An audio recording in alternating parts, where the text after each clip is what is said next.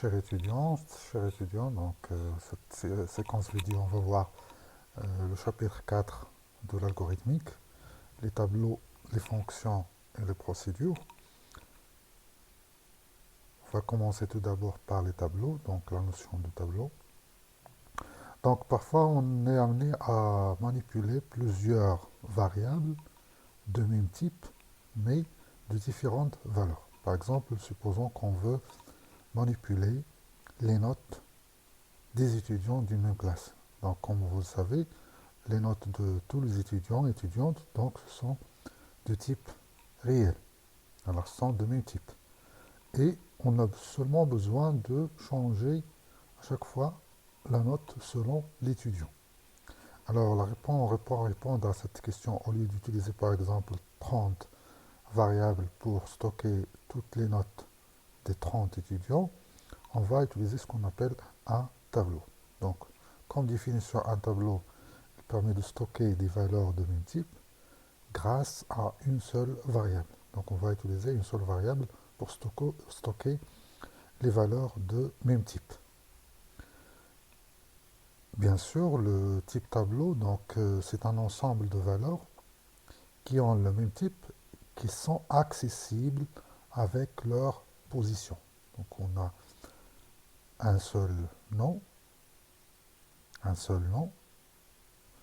c'est-à-dire une seule variable, et le même type, et qui sont accessibles par la position. Maintenant, quelles sont les caractéristiques d'un tableau? Donc, le tableau il est caractérisé par sa dimension, c'est-à-dire le nombre maximal d'éléments qu'il peut contenir. Bien sûr, il doit être précisé à sa définition, parce qu'on définit le tableau. Le type du tableau, le type, puisque c'est entier, réel, caractère, chaîne de caractère, etc. Et bien sûr, l'indice. Donc l'indice d'un tableau. Donc l'indice, c'est l'élément ou bien un nombre entier qui permet d'accéder à un élément dans le tableau. C'est le numéro de la case. Voilà, comme remarque ici, donc un tableau, il peut avoir plusieurs dimensions. Dans ce tableau-là, on a un tableau, donc par exemple ici, nous avons un tableau à une dimension. Donc on a le numéro de la case et le contenu. Donc c'est un tableau de caractères. Donc la case 0, ici, il faut faire attention qu'on commence toujours par 0, par convention. On peut commencer par 1, mais comme en langage C, ça commence toujours par 0, donc on va adopter la même convention, c'est-à-dire commencer par 0. Donc l'élément 0, donc l'élément 1, en fait, deuxième élément, troisième, quatrième, etc. Donc ça, c'est le numéro de la case. Ça, c'est le contenu. Voilà, maintenant, comment déclarer un tableau en algorithmique? Bien sûr, les caractéristiques d'un tableau, donc, ils nous indiquent comment le déclarer. C'est-à-dire, un tableau, il doit avoir un nom comme variable, il doit avoir une dimension, il doit avoir un type. Et voilà comment on peut le déclarer en pseudocode. Donc variable, tableau, donc il faut indiquer le mot-clé tableau pour dire que c'est un tableau. L'identificateur, quel est l'identifiant? C'est-à-dire le nom du tableau. Entre crochets ici, on met la dimension, c'est un nombre, et le type. Par exemple, supposons qu'on veut déclarer un tableau de notes de 30 notes.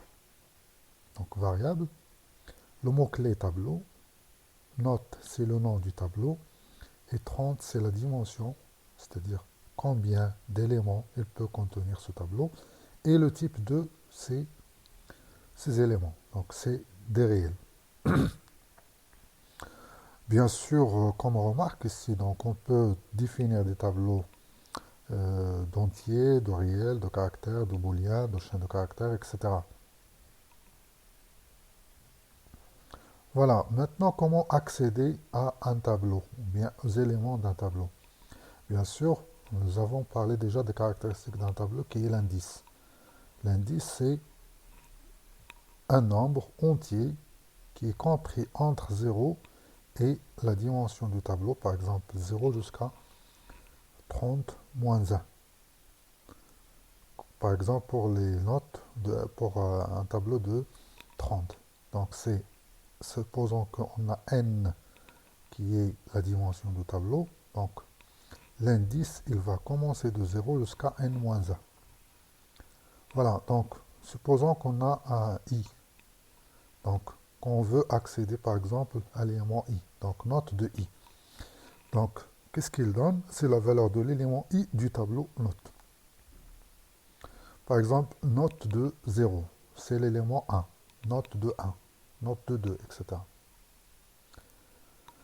Bien sûr, lorsqu'on déclare un tableau, on peut ne pas préciser au départ sa dimension. Bien sûr, cette précision, elle doit être faite ultérieurement. Par exemple, quand on parle de procédures qu'on va voir par la suite et de fonctions, là, on peut ne pas indiquer la dimension. Mais sa dimension sera précisée donc, dans l'appel à la procédure. Bien sûr, l'avantage des tableaux, c'est qu'on peut traiter les données qui sont stockées dans ce tableau d'une façon simple avec les boucles. C'est-à-dire on peut utiliser un bloc très simple, soit la boucle while ou bien for pour, ou bien tant que, ou bien pour traiter les données de ce tableau. Maintenant, on va voir un exemple d'un tableau. Donc, dans cet exemple, on veut calculer le nombre d'étudiants ayant une note supérieure à 10. Supposons que nous avons déjà rempli le tableau. Donc ici, nous avons besoin des variables suivantes, i, nbre, c'est-à-dire le nombre d'étudiants, ce sont des entiers. Puis un tableau de notes de 75, dimension 75, c'est-à-dire 75 éléments, de réel. Et on initialise ici dans le corps de l'algorithme nombre par 0, puis on va parcourir les éléments du tableau. Donc vous voyez ici que nous avons utilisé la boucle pour. Donc pour i de 0 jusqu'à A74, ici regardez qu'on n'a pas mis 75. C'est n-1, dimension moins 1. Donc i de 0 jusqu'à 74, qu'est-ce qu'on va faire? Si note de i est supérieure à 10, alors nombre, on va incrémenter nombre. Nombre reçoit nombre plus 1. C'est-à-dire, une fois on trouve une note qui est supérieure à 10, on va incrémenter le nombre. Fin si, fin pour. Et enfin, je peux écrire le nombre de notes supérieures à 10 et une PRE. D'accord? Donc ça, c'est un exemple. Je vais donc traiter regarder cet exemple sur un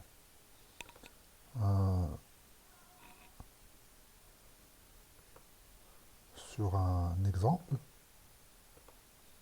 Supposons qu'on a un tableau T, bien note, qui est égal à quoi? Qui est égal aux éléments suivants.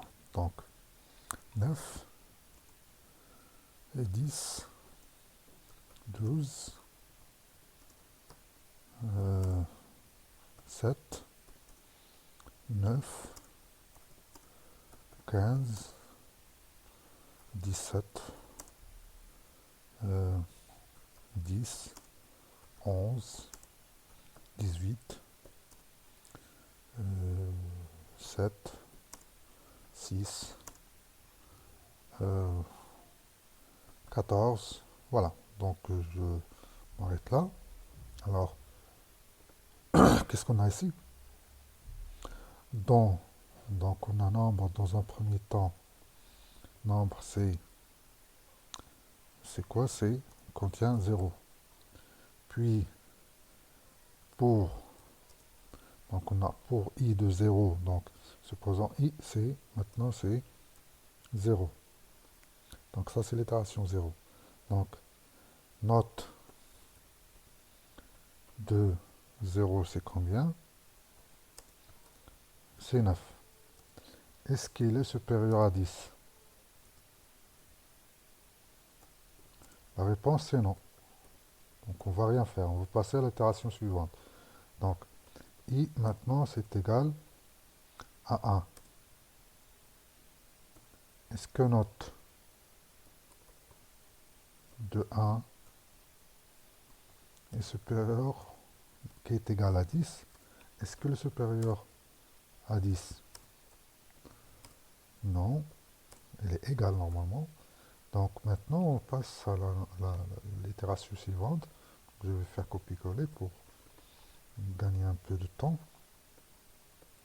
Donc 2, c'est 12, ça c'est 2. Est-ce que le supérieur est égal à 10? Oui. Alors, nombre est égal nombre plus 1, qui est égal à combien? À 1. Maintenant, l'itération suivante. 3. Donc ici c'est 3. Ça c'est 7. Est-ce qu'il est supérieur? Non. Donc on va laisser. L'itération suivante, 4. Est-ce que note de 4, qui est normalement 9? Non. Donc on ne va pas incrémenter. Ensuite, nous avons le 5, le cinquième, la sixième itération plutôt, donc c'est 15. Donc la réponse c'est 8. Donc, nombre reçoit nombre plus 1 qui est 2. Maintenant, pardon, ici nous allons prendre ça. Maintenant, le sixième élément, le septième plutôt, le septième élément, note de 6, c'est combien? C'est 17. Est-ce que 17 est supérieur? Oui. Donc on va incrémenter le nombre. Donc c'est 3 maintenant. Ensuite, on a le 10. On a le 10, c'est là.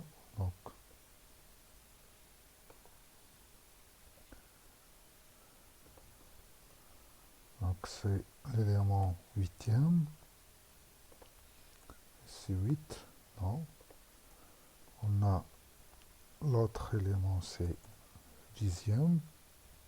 Le dixième élément ici, le onzième plutôt, il est égal à 11. Donc c'est 8. Donc c'est 8. Alors nombre, c'est plus 1, c'est 4. Ensuite, nous avons l'élément suivant. C'est le deuxième élément.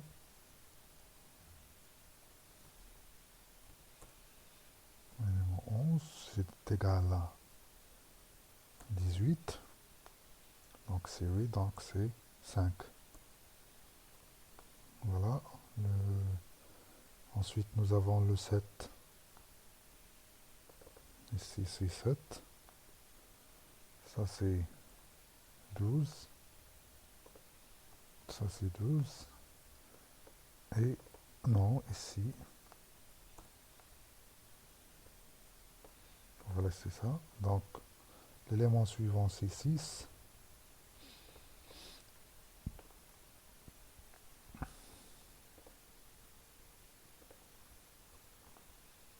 Le 13 maintenant, 14e élément. 13, donc c'est 6. Donc, ici, nous avons non. On ne va pas faire. Et le dernier élément, c'est 15e.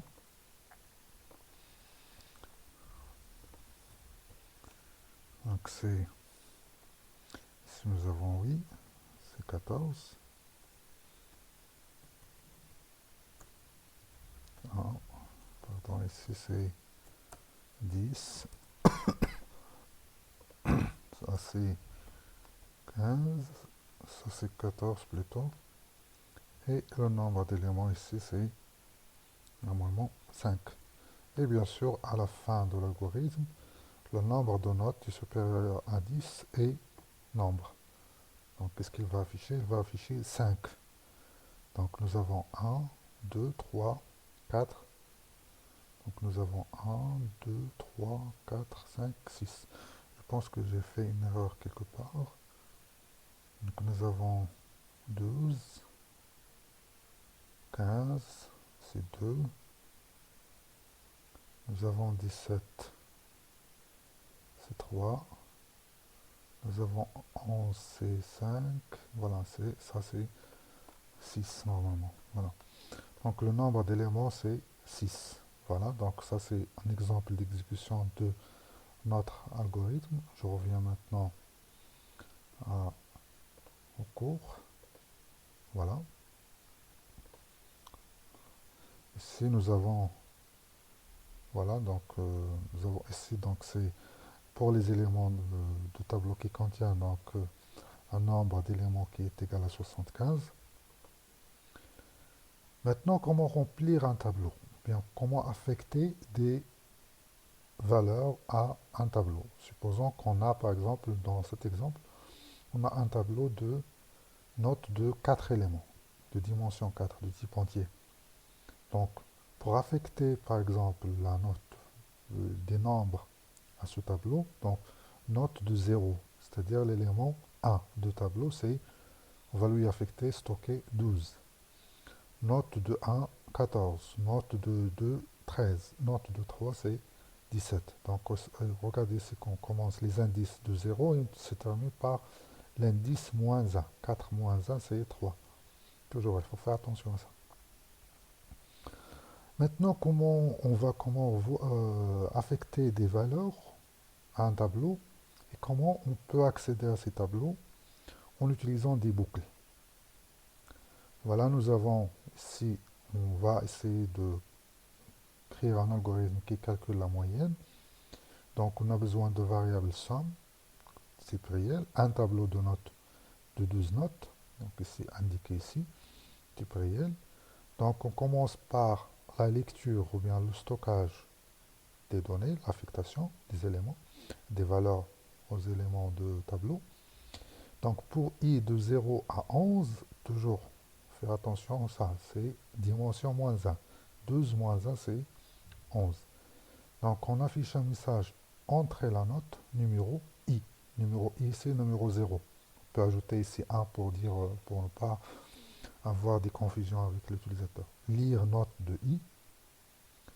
Maintenant, cette boucle permet d'affecter les notes à notre tableau, bien les éléments de tableau.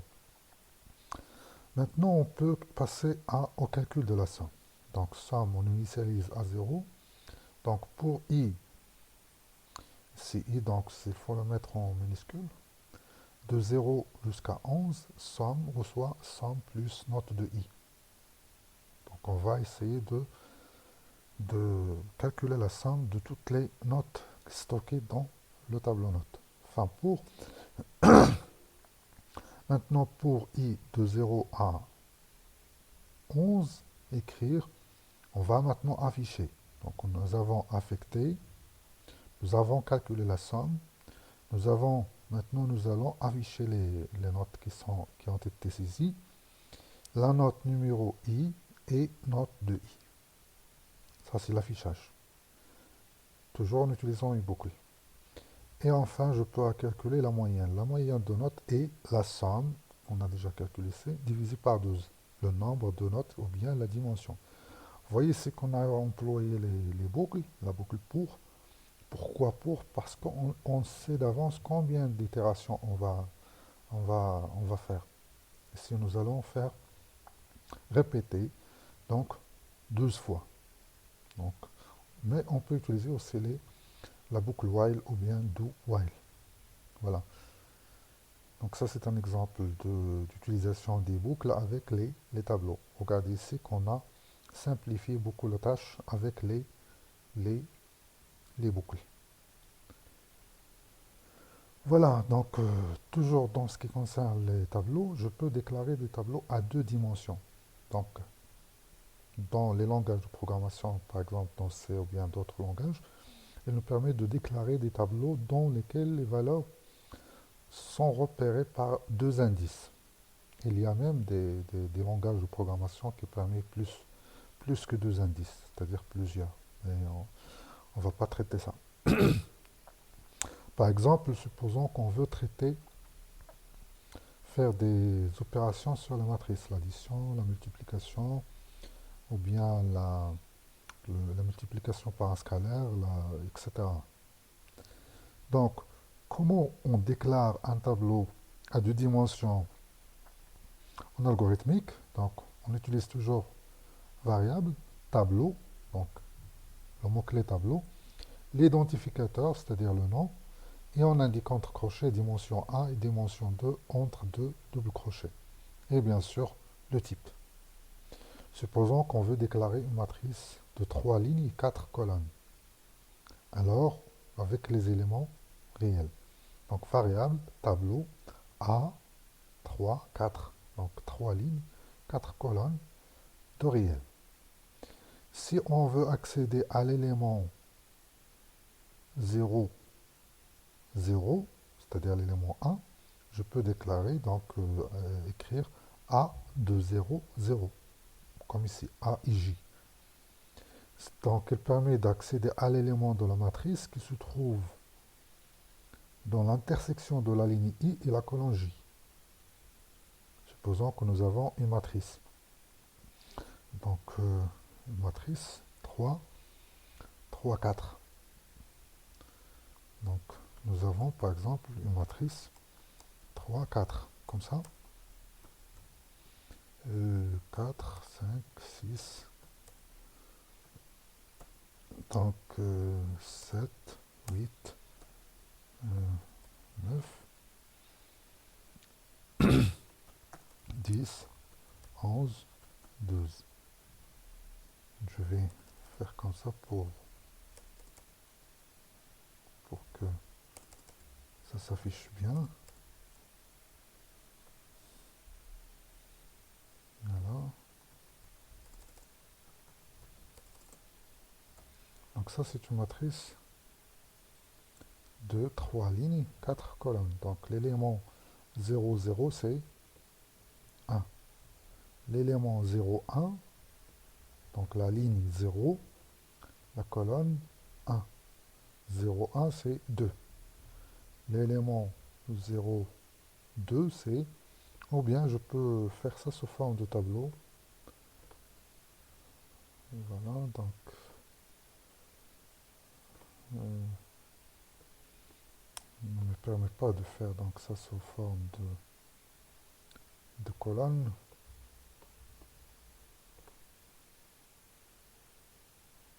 Donc, insert tableau, donc combien de colonnes? 3 colonnes. 4, je sais pas, est-ce que va... Non, ça marche pas. Voilà, donc ça c'est l'élément 0, 0, 0, 1, 0, 2. Ensuite 1, 0, 1, 1, 1, 2. L'élément 2, 0, 2, 2, 0, 2, 1, 2, 2. L'élément 3, 0, 3, 1, 3, 3. Donc c'est ça donc. Comment accéder donc aux éléments de tableau de 10 dimensions. Voilà. Donc ça c'est...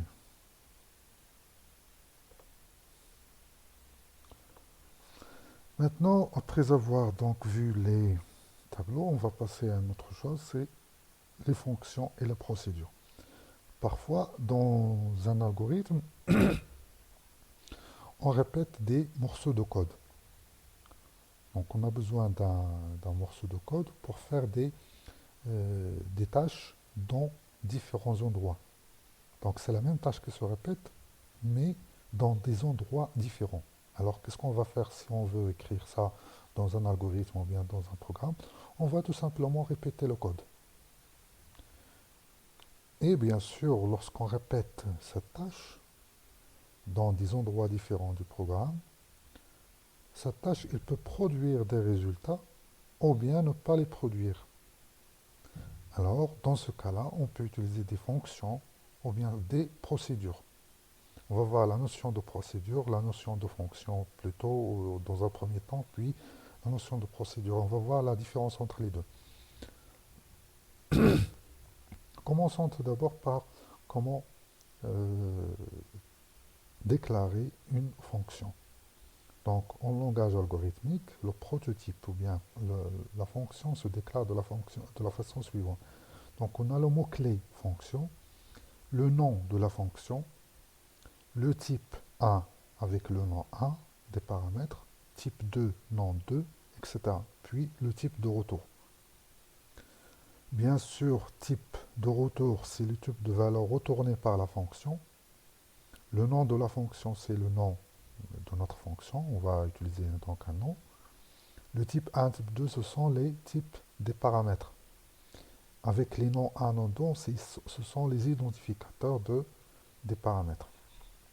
En mathématiques, pour déclarer une fonction, qu'est-ce qu'on fait? Donc, on écrit soit f, une fonction,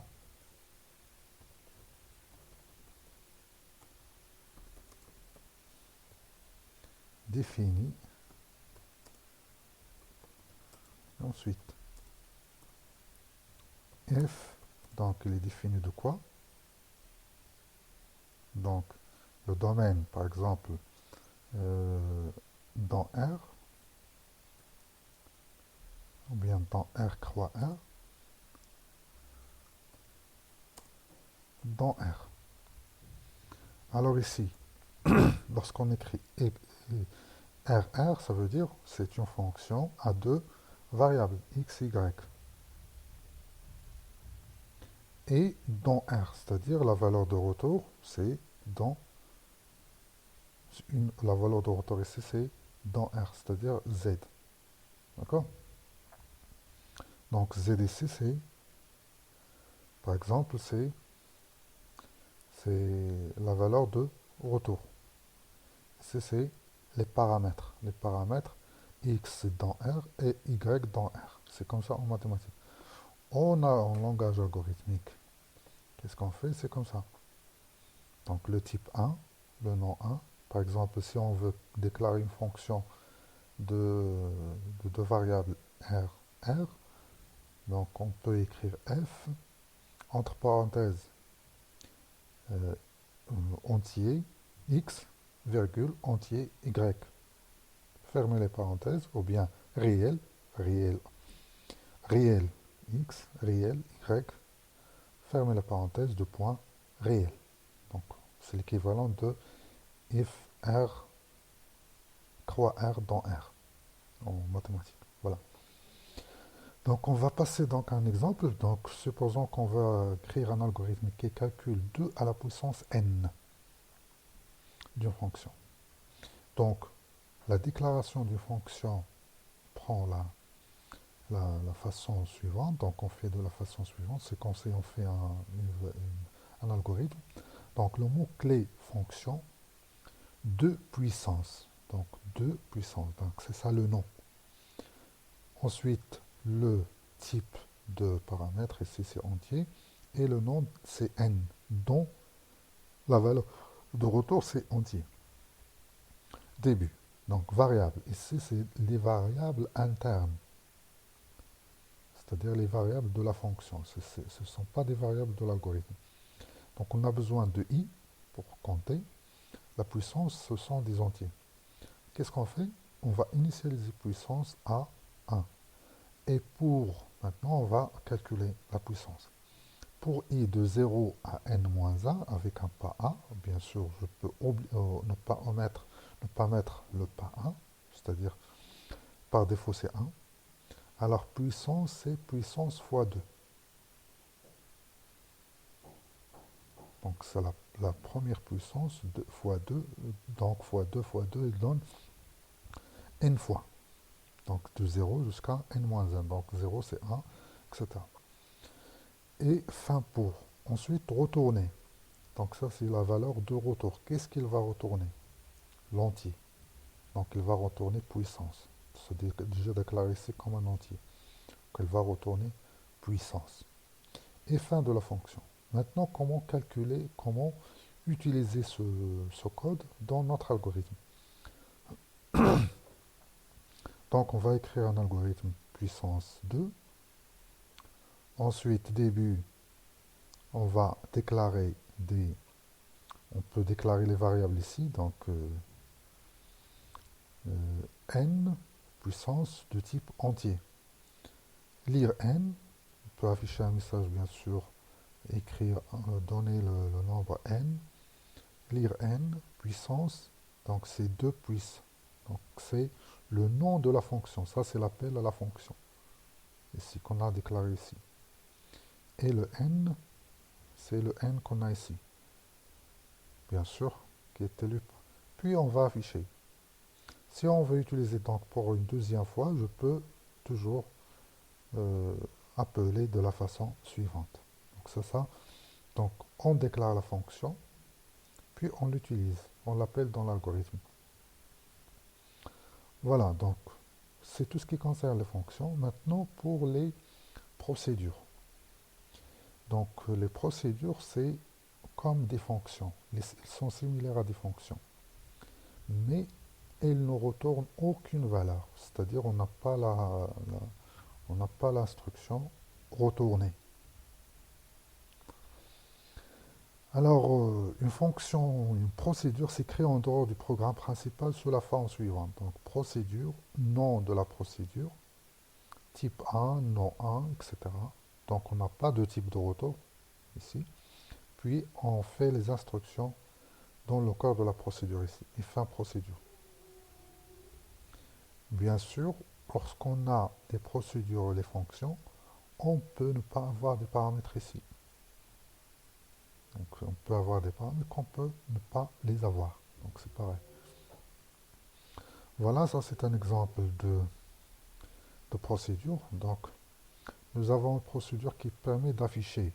Donc l'affichage des éléments d'un tableau, on n'a pas besoin d'une valeur de retour. Donc afficher tableau. Donc on donne un paramètre ici le tableau, tab. Ici on n'a pas indiqué la taille et on la donne ici. Donc pour i de 0 à taille, écrire le numéro i et. Voilà, donc on affiche seulement et on finit. Maintenant, comment faire pour faire appel à cette procédure? Donc calcul moyen, donc somme réelle, tableau de notes de 11, de type réel.